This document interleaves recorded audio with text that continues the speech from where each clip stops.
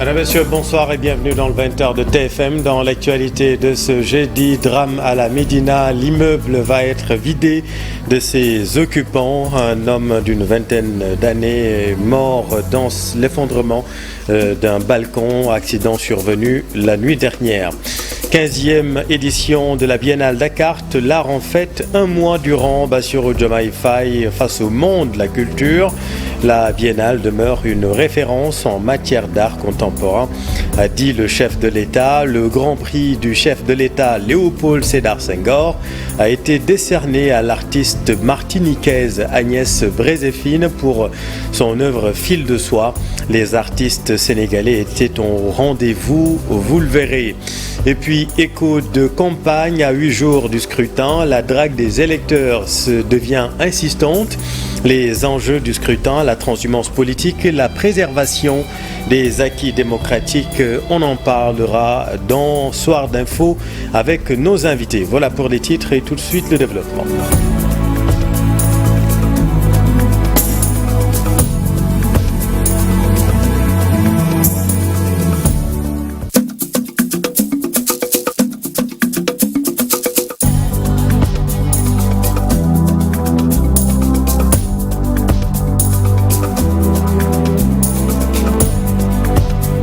Bouillon de culture à Dakar, l'art en fête un mois durant à l'occasion de la 15e édition de la Biennale Dakar, une référence en matière d'art contemporain, a dit le président de la République, Bassirou Diomaye Faye, qui invite les acteurs à saisir l'opportunité infinie qu'offre le numérique.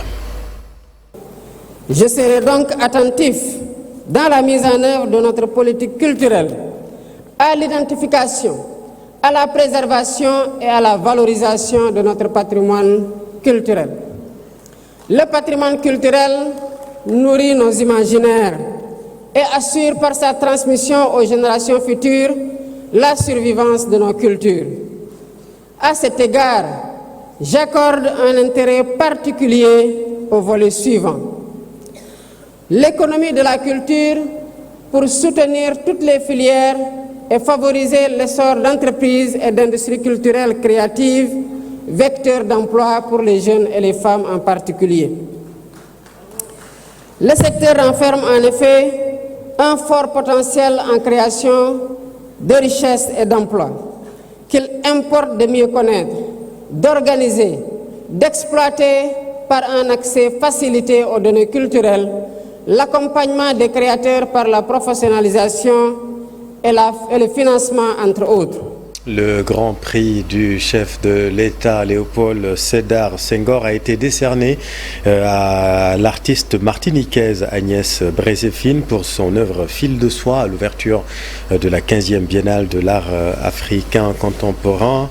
La lauréate 2024 a reçu son prix des mains du chef de l'État sénégalais, Bassirou Diomaye Faye, qui a présidé la cérémonie d'ouverture officielle du Dakar 2024 au Grand Théâtre National Doudou Ndiaye Coumba Rose. Et puis les artistes sénégalais étaient venus nombreux pour célébrer la culture. C'est un reportage festif de Habib Faye. Ils ne voulaient plus rentrer chez eux et pourtant ils ont chanté et dansé devant le chef de l'État du Sénégal. N'empêche, c'est sur l'esplanade du Grand Théâtre que les artistes ont préféré continuer leurs prestations après la cérémonie officielle de la Biennale de Dakar. Ouvrir la Biennale avec les tam-tams est un bon signe pour le pays. Les artistes sont là, les batteurs, les danseurs, entre autres aussi. Beaucoup de thèmes sont développés ici. Une première pour Wally Seck qui promet de revenir. Je suis content vraiment parce que ce que je viens de découvrir, c'est vraiment montrer l'art et la culture sénégalaise, surtout africaine. Et je ne sais pas comment le définir, mais c'est extraordinaire. Dakar 2024 est un moment de communion et de partage entre les artistes venus de divers horizons. Occasion pour les acteurs culturels d'inviter le public à venir assister aux activités. On est là d'abord pour le Sénégal et pour prendre part à la Biennale. un grand événement culturel mondial. Le Sénégal représente la culture dans son ensemble. Ce n'est pas ma première visite au Sénégal. J'étais là il y a quelques années. On est là parce qu'on aime le Sénégal. Je suis artiste, producteur, activiste et organisateur. On est juste content d'être là, valorisation de la culture et de l'art, un moteur de croissance économique qu'il faut prendre au sérieux au Sénégal. Donc on est content que ça se réitère et je suis très heureux d'être là et de participer. La Biennale est l'un des rassemblements culturels les plus massifs, va connaître avec l'engagement du président de la République un nouveau souffle. Que l'actuel président quand même a insufflé, je crois, aux activités culturelles. D'où sa présence aujourd'hui ici pour la reprise en mai de la Biennale. Un événement extraordinaire, connu partout dans le monde. Ça a vraiment porté un message très fort à l'endroit des acteurs et actrices culturelles que nous sommes. Et ça m'a fait beaucoup plaisir de l'entendre porter haut les valeurs culturelles républicaines. Et c'est parti pour un mois d'activités culturelles. La 15e édition de la Biennale a ouvert ses portes ce jeudi pour contribuer à la promotion de la créativité des arts visuels sous le thème l'éveil, le sillage. Merci Habib. À la une également de l'actualité, l'effondrement d'un balcon la nuit dernière à la Médina qui a fait un mort. Il s'agit d'un jeune homme d'une vingtaine d'années. Le maire de la Médina annonce l'évacuation de cet immeuble pour des raisons de sécurité évidentes. Voyons ce reportage de Fatima Touré. À la rue 3, angle 8 de la Médina, les débris comblent le décor devant cet immeuble, théâtre du drame. Selon les témoignages, la victime prenait de l'air dans le balcon au 4e étage au moment de l'effondrement vers les coups de 2 h du matin. Mais il n'a pas survécu. On attend l'autopsie du corps, accompagner la famille. Et vraiment, c'est regrettable. C'est la énième fois, j'ai assez parlé. Chaque année, n'est-ce pas, on a 2 à 3 morts d'hommes causés par l'effondrement d'un balcon ou d'un bâtiment. Au niveau de la Médina, notre grand problème, ce sont les bâtiments qui menacent ruine. Avant d'en parler des routes, n'est-ce pas, de la voirie. Les bâtiments qui menacent ruine, un sérieux problème à la Médina qui enchaîne les accidents du genre. Le maire se veut clair, hors de question pour les locataires de dormir une nuit de plus dans cet immeuble. C'est un bâtiment qui ne tient plus. Les socles ne tiennent plus. L'inspection des bâtiments est venue tout de suite faire l'inspection des bâtiments. Mais dedans, on a vu que même les dalles ne tenaient plus. Donc personne ne peut plus dormir ici. À partir d'aujourd'hui, personne ne dormira ici. Mais pour prendre cette décision, il nous faut des mesures d'accompagnement. On a été ferme avec l'agence. L'agence détient la caution des locataires. On a demandé à l'agence de libérer l'argent tout de suite, avant 16 h. On ne va pas attendre 16 h pour qu'on nous dise que les banques ont fermé. On lui a demandé de libérer les cautions tout de suite. Aussi, ces locataires aussi doivent être assistés. Quelqu'un qui te paye aujourd'hui, c'est toi qui l'as mis dans une maison qui menace ruine. Donc, sur le plan social, l'agence devait voir un de ces bâtiments libres, essayer de les reloger provisoirement en attendant. Si l'agence n'en dispose pas, financièrement, il pouvait accompagner ces locataires, même chercher des appartements meublés en attendant qu'on trouve une solution définitive. Le corps sans vie du jeune Mamadouba a été acheminé à l'hôpital pour les besoins de l'autopsie. Un drame qui remet au goût du jour le problème de la sécurité de certains bâtiments dans la commune de Médina. Restons dans le secteur du BTP pour parler de cette mesure qui fait jaser le prolongement de la suspension des opérations foncières. 45 jours de plus dans différentes zones du pays. Mesure, vous allez le voir, diversement appréciée. Mamadou Gueye. Arrêter les mesures conservatoires et procéder à un audit sérieux. Telles sont les doléances de Omar Diagne, président de SOS Littoral. L'État a prolongé la suspension de toutes les opérations foncières pour une durée de 45 jours. Il est temps que l'État du Sénégal, qui est notre État, donc arrête voilà, ces genres de politiques et va vers des politiques beaucoup plus appropriées par rapport à la gestion du littoral sénégalais, qui est le patrimoine le plus beau et le plus riche, et qui est un bien universel. Donc ces mesures conservatoires doivent aller vers un diagnostic profond, en profondeur du littoral par rapport à ces 5 questions, et au-delà de cet état des lieux, mais aller vers des sanctions positives ou négatives. Qui a fait quoi, avec qui il l'a fait, pourquoi il l'a fait, quand il l'a fait et comment il l'a fait. Pose une question fondamentale à l'État. Omar dénonce une cacophonie autour de la gestion des ressources naturelles, notamment du littoral, du fait du dysfonctionnement juridique. Il y a une certaine cacophonie dans la gestion de nos ressources naturelles. Et même au niveau politique, la loi 71-12 du 25 janvier 1971. Alors cette loi, on s'est rendu compte que cette loi n'est pas abrogée à l'Assemblée nationale et que Macky Sall, le président sortant, mais avait pris un décret de déclassification. Et encore là, SOS Littoral dit qu'il y a un excès de pouvoir au niveau de l'article 19 du domaine public maritime. Donc nous dénonçons une certaine cacophonie dans la gestion des affaires publiques de notre pays. Cacophonie parce qu'il y a des dysfonctionnements juridiques et institutionnels par rapport à cette pyramide des normes. SOS Littoral sollicite une rencontre avec les nouvelles autorités, s'asseoir autour d'une table afin de résorber les problèmes du littoral. Nous demandons à ce nouveau régime, moi-même j'ai saisi le Premier ministre Ousmane Sonko d'une saisine où j'ai parlé du dossier Ejobos que j'ai soulevé au niveau du pays. Aujourd'hui, je vois que ça fait partie des mesures. Donc, on a énormément de dossiers, nous, SOS Littoral, que nous voulons amener à la table du gouvernement, d'autant plus que Macky Sall avait créé un comité mixte de réflexion sur le littoral qui a été un mort-né. Le discours de SOS Littoral n'est plus de combattre pour préserver ou sauvegarder le littoral, mais plutôt le restaurer. Merci Mamadou, et on en vient à la campagne électorale à presque une semaine de l'élection. La transhumance politique occupe les débats. Et si la rupture dans ce domaine était un leurre, c'est un reportage de Alassane Ba.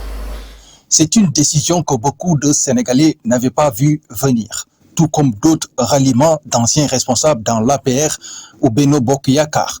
Adji Mergane Kanouté a décidé de soutenir la liste de PASTEF, bien qu'étant investi à la 24e position sur la liste nationale de Takku Wallu Sénégal dirigée par Macky Sall. Qu'est-ce qui a pu motiver ce choix? D'après un de ses proches, au-delà de sa position sur la liste jugée inacceptable, elle aurait cédé à une demande d'un de ses parents investis sur la liste nationale de PASTEF et qui a sollicité son soutien. L'avenir nous édifiera. Mais ce qui est clair, c'est que le PASTEF semble ouvrir la porte aux transhumants. Ils sont nombreux à avoir rallié ces derniers jours le PASTEF. Et pourtant, Ousmane Sonko avait dit clairement qu'il n'était pas question d'accueillir des gens qui ont eu à gérer des responsabilités dans le régime précédent. Avec nous, on n'entendra plus parler de transhumance, c'est fini ça. Dans un pays, il faut qu'il y ait des lignes claires. Cependant, si une personne décide d'adhérer au PASTEF et qu'elle n'a jamais détourné l'argent du contribuable, elle peut aller acheter une carte de membre dans n'importe quelle localité. Il n'y a pas de problème. Mais il y a des gens qui pensent que chaque régime qui vient, ils peuvent trouver des astuces pour en faire partie. C'est fini ça. Que chacun reste dans le camp qu'il était avant le 24 mars. Que ceux qui étaient au pouvoir aillent s'opposer. C'était lorsqu'il recevait les artistes, mais durant la campagne, plus précisément à Kolda, la tête de liste de PASTEF semble repréciser sa pensée. Comme on l'a toujours soutenu, ceux qui veulent nous rejoindre doivent être animés par le désir de travailler pour le pays et non pour leurs intérêts, qu'ils soient exempts de tout reproche, mais aussi qu'ils ne soient pas ennemis du projet. On peut être adversaire du projet, mais pas ennemi du projet. Qui est aujourd'hui ennemi du projet et qui est adversaire du projet, les observateurs ont besoin de comprendre. Et quel rapport l'acteur politique peut-il avoir avec l'éthique? C'est notre débat de ce soir avec le docteur Awa Boli Bokar-Ly, sociologue, chercheur à l'Institut d'études des femmes de l'Université d'Ottawa, et le docteur Chergué, géographe, secrétaire permanent du rapport alternatif sur l'Afrique dans Soir d'Info, tout juste après cette édition. Et puis faisons toujours connaissance avec les têtes de liste de ce scrutin. Mamadou Ba, tête de liste départementale de la coalition And Nawlé. Il habite Kayar, natif du village de Ndorop Guetch. Il ambitionne d'être la voix des sans-voix une fois élu au Parlement. Qui est cet homme, Cheikh Anta Diop? Mamadou Ba, il est actuel adjoint au maire de Kayar. Je suis le premier adjoint au maire de Kayar investi sur la liste départementale de Thiès de la coalition And Nawlé de Maguette Sène. Un grand politicien, homme d'affaires, l'approche de l'homme fait de lui un modèle pour les jeunes de son village par la cohérence de l'esprit. C'est le défunt maire de Kayar, Ndiassé Ka, qui m'a inspiré, initié en politique depuis 2000 jusqu'en 2018. Actuellement, je suis le candidat de And Nawlé dans le département de Thiès. Homme d'affaires depuis plusieurs années. Je suis très actif dans le secteur du mariage. J'exporte des produits de la mer dans la sous-région. Pour le leader de And Nawlé dans le département de Thiès, il a un ambitieux programme pour lutter contre le chômage des jeunes. Kayar est une zone de pêche et d'agriculture. Nous sommes menacés par l'exploitation du gaz et du pétrole à Kayar. Mamadou Ba et ses compagnons ont poussé les populations de Kayar, Kër Abdoundoye, Mbawan à aller retirer les cartes d'électeurs avec l'objectif de voter massivement. Et sur les 41 listes, pas de femmes tête de liste nationale. Eh bien, c'est ce que déplore Aïda Mbaye Dieng, adjointe au maire de Saint-Louis et point focal de l'Alliance pour la migration, le leadership et le développement. Elle est interrogée par Ousseynou Diop. Démocratique, mais il faut continuer ces sensibilisations pour que plus de femmes osent être tête de liste, mais également puissent avoir les moyens d'être tête de liste. Il y a beaucoup de facteurs qui empêchent les femmes d'être tête de liste. Nous avons 41 organisations, coalitions. Et ces 41, il n'y a aucune femme tête de liste. Ce qui va creuser l'écart au niveau de l'Assemblée nationale.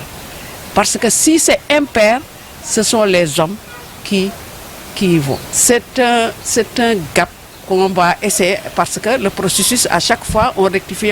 Je sais que les mouvements de femmes, les mouvements de jeunes, et certes, la société vont tout faire pour que prochainement, qu'on puisse avoir des femmes qui émergent.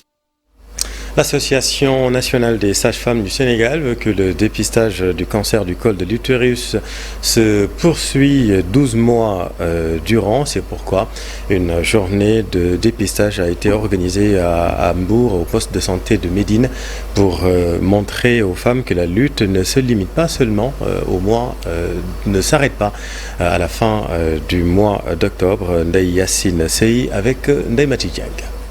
Les populations sont venues en masse. On avait un objectif de 50. On a recensé 65. Il y a 4 bureaux pour l'instant. Il y a 4 bureaux de sages-femmes qui dépistent le cancer du col et le cancer du sein. Les femmes sont en train de venir. Sur la liste, il y a 65. L'impact est positif parce que le cancer du sein et le cancer du col touchent beaucoup de femmes au Sénégal. Et le dépistage précoce contribue au traitement. Quand c'est dépisté précocement, on peut le guérir. Pour ça que les ONG, les sages-femmes et tout le monde actent pour le dépistage massif pour pouvoir dépister précocement et pouvoir agir. Parce que quand ça atteint le stade de cancer, maintenant on ne peut plus rien. C'est pour ça que le dépistage précoce est vraiment un élément important dans le traitement. À toutes les femmes, je lance le message d'aller se dépister. Pour celles qui ne se sont pas encore dépistées, d'aller se dépister parce qu'au niveau de Mbour, tous les postes de santé le font chaque jour. Du 1er janvier au 31 décembre, tous les postes le font. La compagnie Woodside est invitée à prendre des mesures pour réduire les impacts de l'exploitation du pétrole sur la vie des communautés. Amnesty International section Sénégal a initié un forum communautaire à Foundiougne sur les droits des communautés dans le cadre de cette exploitation. C'est un reportage de Aminata Goudjapi. Malgré les nombreuses sensibilisations et les assurances, les femmes du delta du Saloum sont toujours sceptiques. L'exploitation du pétrole au Fort de Sangomar a des conséquences sur leurs activités économiques et sur l'environnement selon elles. Nous qui travaillons dans le delta, qui sommes constamment en mer, je pense bien que nous sommes les premiers à être impactés. Parce qu'avec le drainage des Bolons, on sait qu'on a des zones d'ensemencement ou des zones où on allait chercher des fruits de mer. Il y a l'ensablement qui est arrivé, donc on ne peut plus avoir accès à ces produits halieutiques. Ce qui veut dire que déjà l'impact est là. Nos maris qui font la pêche, ils n'ont plus accès à des zones, ce qui explique le manque de poissons. Avec cette rareté des ressources halieutiques, beaucoup de jeunes insulaires ont abandonné la pêche et les voyages clandestins vers l'Europe se sont intensifiés ces derniers mois. On n'a pas encore étudié la corrélation, mais peut-être que la recrudescence des départs des pirogues à partir des îles du Saloum est liée peut-être à l'exploitation du pétrole. On n'a pas encore fait une étude sur ça, mais nous allons nous y pencher pour voir pourquoi soudainement, depuis quelques mois, les départs, les pirogues partent beaucoup plus de cette zone de Joal, d'Ifer, Dionnoir qu'auparavant. Est-ce que c'est pas lié à l'exploitation du pétrole? Tout ça, il faut le voir. En tout cas, il y a des zones exclusives où les gens ne peuvent plus pêcher et donc cela diminue l'accès aux ressources. Un forum communautaire s'est tenu à Foundiougne avec les acteurs de la pêche et de l'environnement. Amnesty International invite Woodside à une meilleure protection des droits des communautés dans le cadre de l'exploitation du pétrole dans le delta du Saloum. Il faut que les engagements de l'entreprise pétrolière soient respectés. Les impacts sont connus, ils sont documentés et il est important que Woodside prenne toutes les mesures nécessaires pour minimiser ces impacts. Et pour cela, il faut que l'État du Sénégal, la société civile et cette société-là à l'œil. Elle n'est pas pour nous, Woodside n'est pas pour nous un ennemi.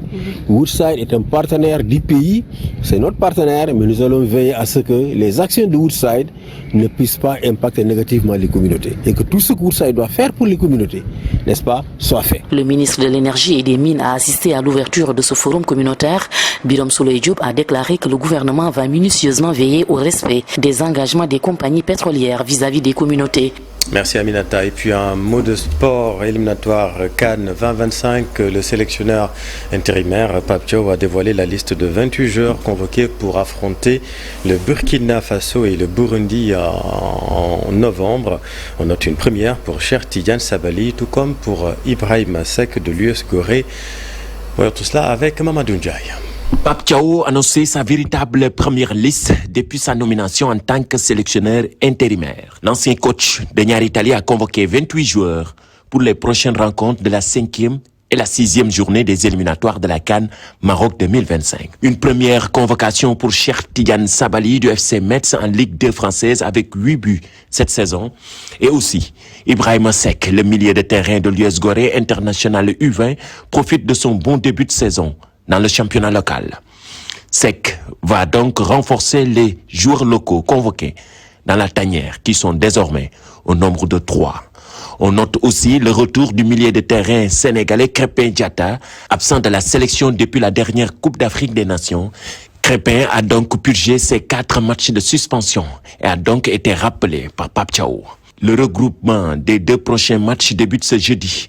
Le Sénégal se déplace à Bamako le 14 novembre pour rencontrer le Burkina avant de recevoir le Burundi le 19 novembre, comptant pour la 6e journée des éliminatoires de la CAN Maroc 2025. C'est la fin de cette édition. Merci infiniment de l'avoir suivi. Dans un instant, Soir d'info, la suite, à tout de suite.